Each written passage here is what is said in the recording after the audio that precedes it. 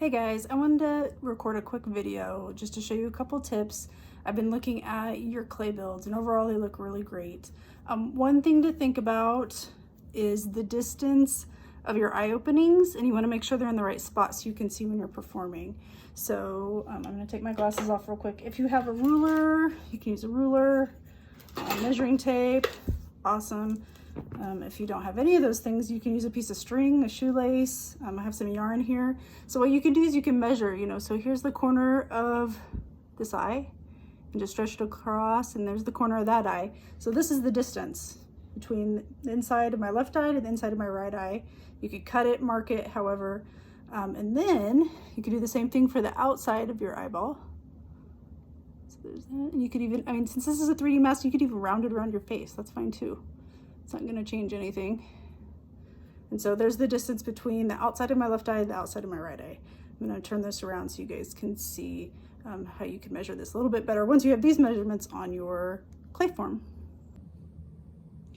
Okay, so now I have those yarn measurements. Again, you can use a ruler, whatever you have. And so this is the inside of one eye to the inside of the other eye. That looks like it's pretty good there. Also, here's my measurements from the outside of one eye to the outside of the other eye. So it looks like I'm good. And remember, these can be a little bigger, but you don't want them to be like double the size, because then we'll see almost all of your forehead and your cheek. So, a little larger than your normal eyes is good. But yeah, you can just use a piece of string, really easy, or yarn or whatever you have laying around.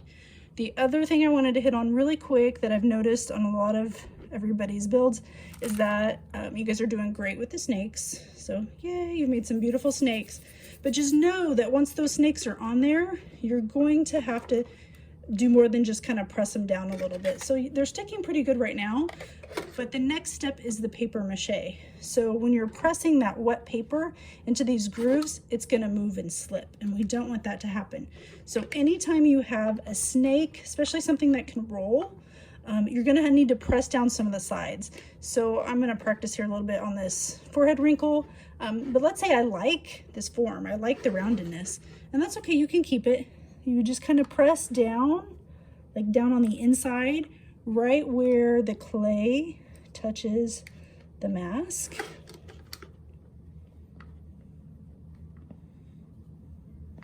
I like to do this with my fingers. Some people like to use tools. You could use like a spoon, I guess, if you don't like to get your hands dirty. And then because I don't want to do this work again, I'm going to do it on both sides of the snake. Let me tell you, it really stinks if you're in the middle of doing the paper mache part and your whole clay underneath your mask moves. It's really frustrating. So just to be safe, I would say go through, if you don't want it to look bumpy, just smooth it out. So there, smoothing it out. You can come underneath here, smooth it out with my fingers that way.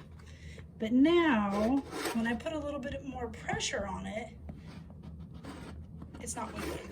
So same thing for these eyes, because they will move too. So you'll need to go through, this is where I need to trim my nails before you do this part. That will help.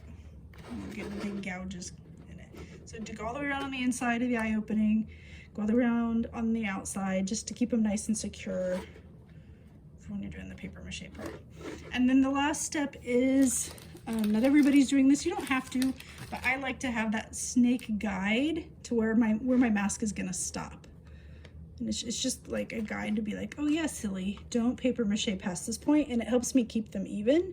So if you're gonna do that, same thing. So you can have a snake, pretend my nose is here, and then you just have to kind of press that snake down so that doesn't roll as well. Ta-da!